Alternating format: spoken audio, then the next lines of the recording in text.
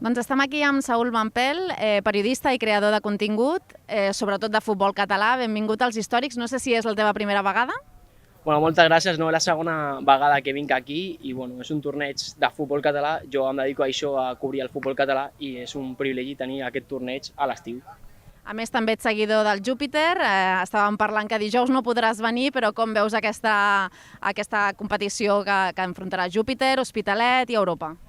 Home, el grup és complicat, però bueno, el Júpiter és un històric també del futbol català i estic segur que ho donaran tot i faran un bon paper als històrics.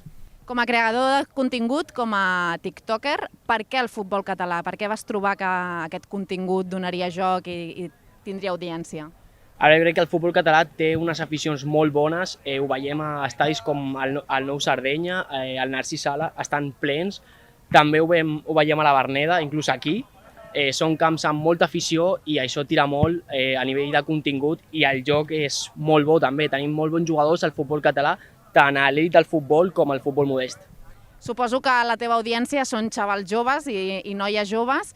Què els hi diries o com els animaries o per què els hi diries que han de venir als Històrics? Home, perquè és un torneig històric, com el seu propi nom diu.